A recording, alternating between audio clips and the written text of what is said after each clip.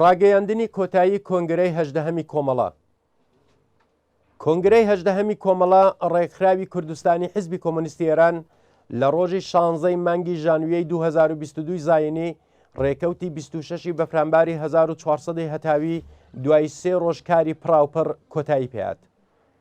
کۆنگرە هاوکات لە مەقەڕی ناوەندی کۆمەڵە و بە بەشداری نوێنەران، چاودێران و میوانان لە چەندین وڵاتی ئوروپا و وڵاتانی کانەدا و ئوسترالیا کە لە ڕێگەی تۆڕی ئینتەرنێتەوە لە پەیوەندیدابوون بەڕێوەچوو. سەرەتا کۆنگرە بە سرودی ئەنتەرناسیۆناڵ سرودی هاوپشتی جیهانی چینیکرێکار و یەک خولەک بێدەنگی بۆ ڕێزگرتن لە گیانبەختکردوانی ڕێگای ئازادی و سۆسیالیزم بە تایبەت ڕێزگرتن لە یاد و بیرەوەری ئەو هاوڕێیانەی کە لە نێوان کۆنگرەی 17 تا 18 کۆمەڵە گیانیان بەخت کرد دەستی پێکرد. پاش پێشکەشکردنی وتاری دەستپێکی کۆنگرە و پەیامی میوانان راپۆرتی کوێنێتی بەڕێوەچوونی پرۆسەی هەڵبژاردننی نوێنەرانی کۆنگرە لەلایەن چاودێری گشتی هەڵبژارنەکەەوە پێشکەش کراو لەو بارەیەوە وەڵامی پرسیار و تێبینیەکانی بەشداربووان درایەوە. دواتر کۆنگرە بە پەسەندکردنی بڕیارنامەی نوێنەران پەیڕەوی ناوخۆیی کۆنگرە و هەڵبژاردننی دەستەی بەڕێوەبەر بە فەرمی دەستی بەکار کرد. ئەو بابەتانەی کە کۆنگرە خستیە بەرباس و توێژینەوە بریتی بوون لە راپۆرتی سیاسی کومیتەی ناوەندی کۆمەڵە بە کۆنگرە، راپۆرتی کارکردی ئۆرگانە جۆراوجۆرەکانی کۆمەڵە، تاوتوێکردنی بڕیارنامە پێشنیار کراوەکان و لە کۆتاییشدا هەڵبژاردننی کومیتەی ناوەندی کۆمەڵە. کۆنگرە دوای تاوتوێکردنی راپۆرتی سیاسی و گفتوگۆ لەو بارەیەوە راپۆرتی تەشکیلاتیشی خستە بەرباس و تێڕوانین کە بابەتەکانی وەک کارکردی کومیتەی ناوەندی کۆمەڵە لە ماوەی کۆنگرەی 17 تا کۆنگرەی 18 و کارکردی ئۆرگانەکانی تری کۆمەڵی لەخۆ دەگرت. تێڕوانینی هاوبەش لەسەر ڕوانگە سەرەکیە سیاسیەکان کە لە ئەنجامی گۆڕینەوەی بیرروڕا و هەڵسانگاندنی جیاواز و لە پرۆسەی پەسەندکردنی بڕیارنامەکاندا بەدەستهات لە تایبەتمەندیەکانی کۆنگرە بوو. لە کۆنگرەدا وێڕای پەسەندکردنی گشتیەتی راپۆرتی سیاسی بڕیارنامە سەبارەت بەم پرسانە پەسەند کرا. هەڵوێست بەرامبەر بە کێشەی کورد وەک کێشەیەکی ناوچەیی، سیاسەتی کۆمەڵا سەبارەت بە بزوتنەوەی ژنان، سیاسەتی کۆمەڵا سەبارەت بە کێشە کۆمەڵایەتەکان لە کوردستان لەوانە گرفتی کۆڵبەران گیرۆ دەبوون بە مادە هۆشبەرەکان و هەروەها ژینگە، سیاسەتی کۆمەڵا لەمەڕ بزوتنەوەی معلمان. یەکێکی تر لە بابەتەکانی کۆنگرەی هەژدەهەمی کۆمەڵە تێڕوانین بوو لە ناکۆکیەکانی ناوخۆی حیزبی کۆمۆنیستی ئێران کە لەم بارەشەوە پێشنیار و ڕێگاچارە بۆ پێشگرتن لە دابڕان پەسەند کرا. هەروەها کۆنگرە پەیامی ڕوو بە کرێکارانی ئێران بنەماڵەی گیانبەخت کردووان و زیندانیانی سیاسی و هەڵسوراوانی بنکراوی بزوتنەوە کۆمەڵایەتیەکان پەسەند کرد. بە لە بەرچاوگرتنی ئەو ڕاستیەی کە لە دەرەوەی کۆنگرە کۆمەڵێک لە ئەندامانی کومیتەی ناوەندی حیزبی کۆمۆنیستی ئێران جیابوونەوەی خۆیان لە حیزب و کۆمەڵە ڕاگەیاند، کۆنگرە لە بەڵگەنامەیەکدا ڕوانگەی خۆی سەبارەت بەم جیابوونەوە نەخوازراوە ڕاگەیاند. ئەم بەڵگەنامەیە و بابەتە پەسەندکراوەکانی تری کۆنگرە لە داهاتوویەکی نزیکدا لە ڕێگەی ڕاگەیاندنەکانی کۆمەڵە و حیزبی کۆمۆنیستی ئێرانەوە بڵاو دەبنەوە. دوایین بابەتی کۆنگرە هەڵبژاردننی کومیتەی ناوەندی کۆمەڵە بوو.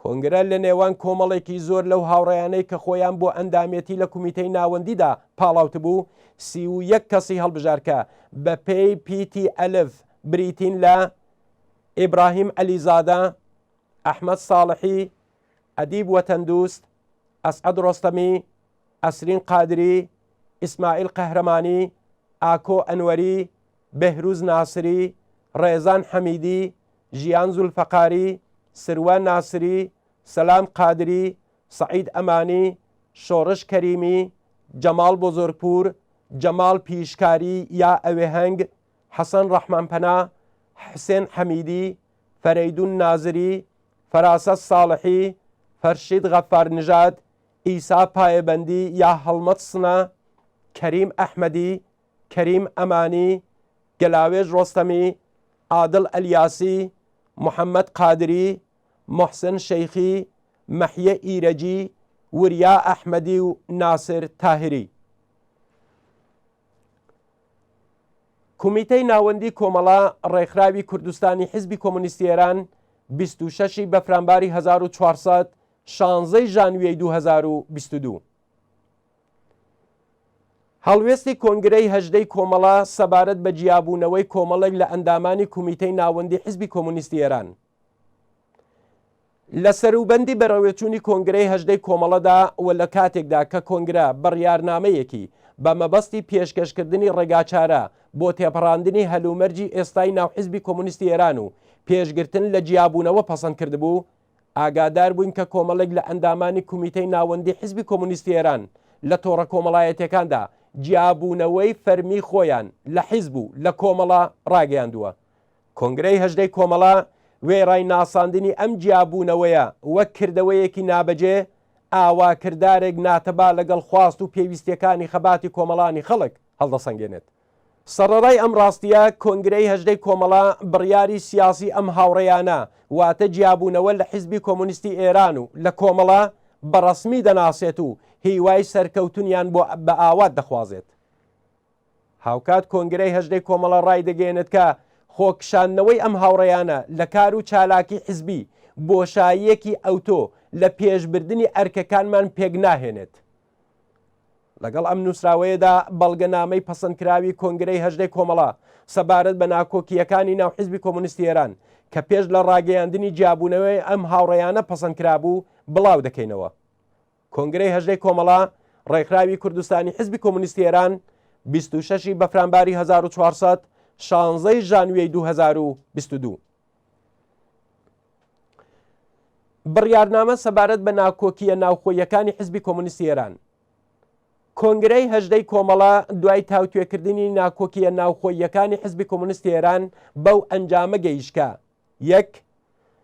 بە لە بەرچاوگرتنی بارودۆخی خەباتی ئێستای کۆمەڵانی خەڵک لە ئێران و کوردستان و بە لە بەرچاوگرتنی ئەو ئەرکانەی کە کۆنگرەی هەژدەی کۆمەڵە لە پەیوەند لەگەڵ ئەم هەلومەرجەدا دیاری کردوون، لەوانە پێویستی یەکخستنی بزوتنەوەی چەپ، جیابوونەوە و دابڕان لە ناو هێزە چەپ و کۆمونیستەکان بە زەرەری خەباتی ئێستای کۆمەڵانی خەڵک دەزانێت.